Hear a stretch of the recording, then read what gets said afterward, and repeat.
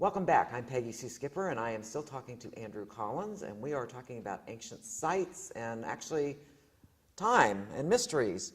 So we were just, as we took the break, we were talking about the fact that we have created this reference for time, and we seem to be very driven to stick to that, and it may not work in the context of when we're talking about ancient sites and trying to date them. Well, we're talking about different time cycles, like the Mayan calendar, the Gregorian calendar. Obviously, there are other types of calendars with cultures, religions, and civilizations around the world. And we see them all as interlinked, and indeed, as far as objective reality is concerned, they are. But in actuality, instead of seeing them all as interconnected cogs, all linking and all moving, either faster or slower, but linked, there is a strong possibility in the quantum world that all those cogs are not actually connected. They're just going around. They're not linked to each other. And yes, they can be going around at the at the same speed, if you like, as others, but some of them won't be going around in the same speed. In other words, time may be variable under certain circumstances. Part of the things that I'm working on at this very moment is a new book called Light Quest, which is tackling the whole UFO problem from a completely new angle. Oh, good. The idea that UFOs are nuts and bolts spacecraft from another planet, I personally don't agree with. I see them more in terms of manifestations from pure energy that can virtually take on any form that we want them to be, basically. This is something that's been around for a while, but I'm taking on to the next level. But that when people get too close to these, they're drawn into what I'd call a shifted reality.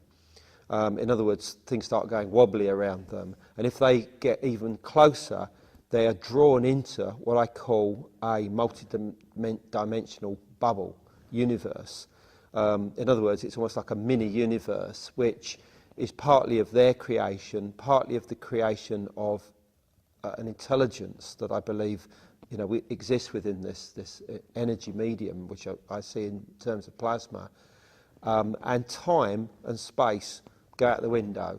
Time changes, and in many ways, these experiences, as far as our reality is concerned, go just like that. It's instantaneous. It happens outside of our space-time. They're literally thrust from one point in time to another. It could be hours, could be days, and that time is lost.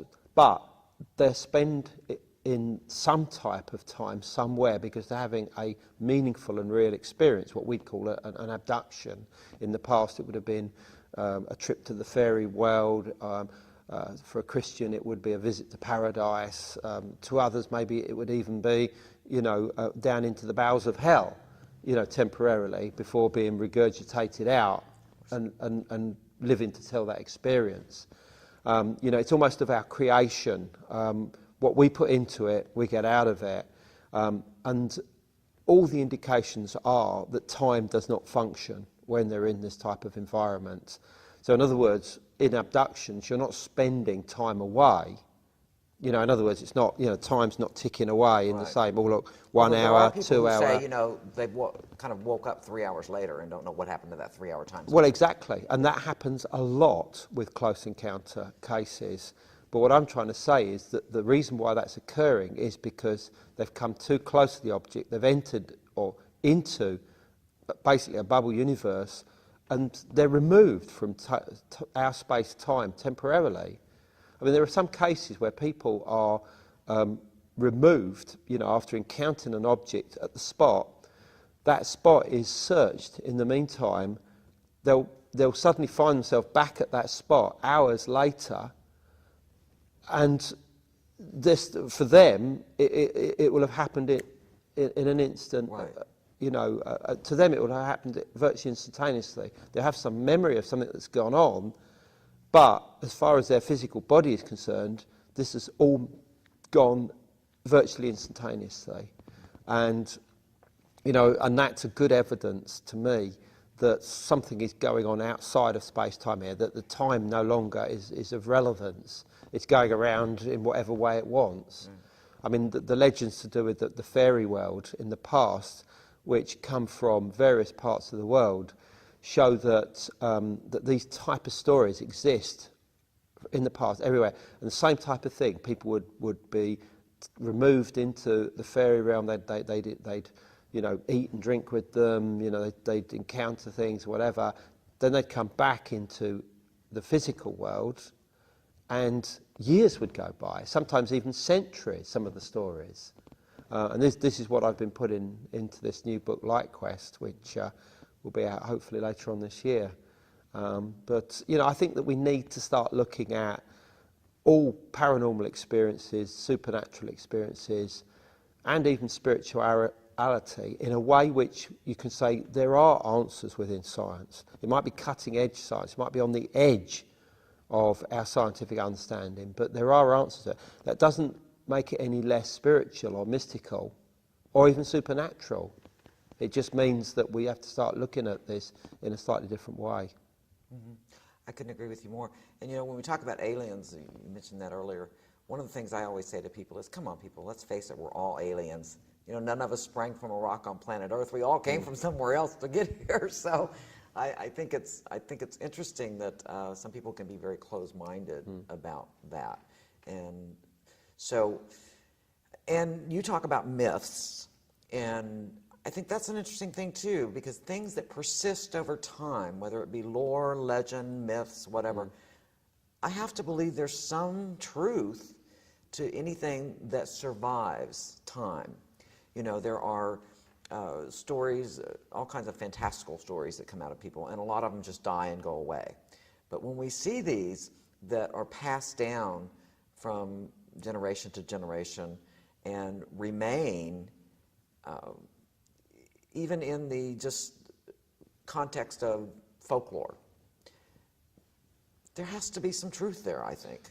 Well, I mean, firstly, the word myth is a very interesting one, because a lot of people see the word myth as non-existent, fantasy, not real.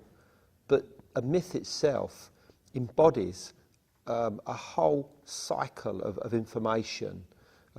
It contains symbolism, archetypes, and it's meant to be received by the human mind in a certain manner. It's meant to trigger certain things within you, and that's not only the preservation of information within that myth, which you can then pass on to the next person, but it's also meant to enchant. I mean, for instance, in Great Britain, more specifically in the Isle of Man, which is a very remote part of the country, there were people who were specifically there who would have encounters with the fairy folk, and that, you know, they were the ones that were believed to go into the fairy world, and they would come back and they would have this knowledge of it, and it was said that they weren't allowed to reveal this information to, you know, the lay folk, because it would enchant them. But just sometimes that you know, they would do this, and it would basically beguile or enchant the person so that they themselves would enter into the same realm. You know, so in other words, just by talking about certain subjects, that opens a door, sort of. It opens the doors. It's like looking at a famous painting or a sculpture and being lost within it, and suddenly come to it and think, blimey, my mind was lost just for a few seconds. I was there in that painting. I was there. You know, let's say the Sistine Chapel, or Leonardo da Vinci's The Last Supper.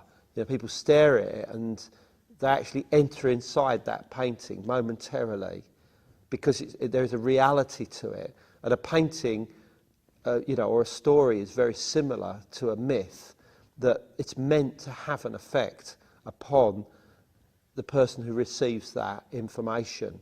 You know, it's meant to cause change within the mind, and that's it. I mean, obviously, the way it's told, the nature of the content, how much the original myth has been preserved within within it as it's retold from generation obviously has an effect. You know, and this is magical, very important. Whereas similar stories, let's say like a joke, telling a joke doesn't have the same effect.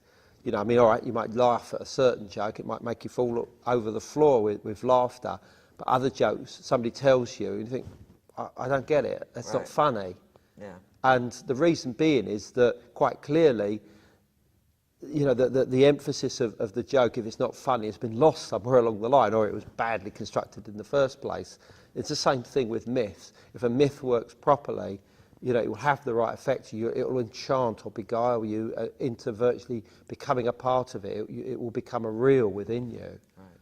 That is interesting because as you were talking about that, the feeling I was getting, well, that may be the sort of the answer to why one person can paint a painting and it become a masterpiece, and another person paint a painting and maybe have technically the same skills, Absolutely. but is the same energy put into it that's going to then affect the viewer. Oh, I love that. Yeah. I think that is Absolutely. very important. And one of the reasons why I think certain paintings work is because some of the great masters of the past have understood things like sacred geometry, the golden section, the importance of archetypes and symbols within those paintings.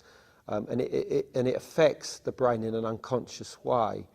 And it may well be that they actually painted it in part in a semi-unconscious state.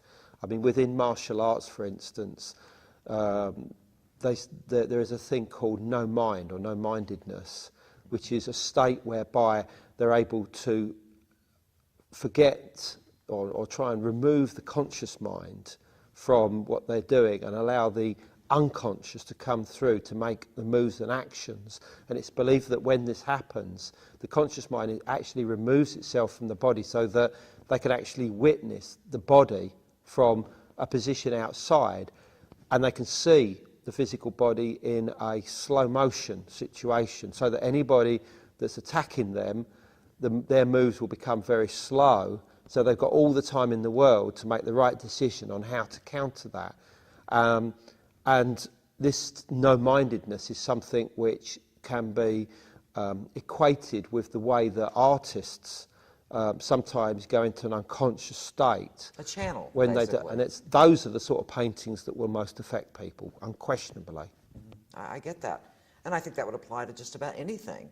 I know I have a friend who's a very, very good cook, and I asked her one time, because I'm not particularly a good cook, you know, what her secret was. And she said, I put a little love in everything I cook.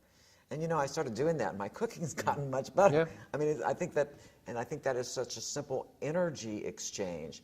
And if people could just allow themselves to do that, and I think the next step to that is do what you're passionate about, and you're more likely to put that kind of energy in it. Would you agree with that? Yeah, and I mean, you say about the lady putting the love in the food.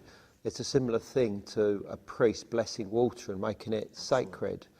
I mean, work has been done to show that changes do occur on a molecular or particle level within water that has been blessed. This is work that was done a while back. So that, you know, when water is seen to be holy, there is something different about it. It does contain different information, so that when it is absorbed within you, it will have a different effect from, let's say, just taking tap water. Or you don't call them taps over, I think it's faucets over here. Faucet water, exactly. and drinking that.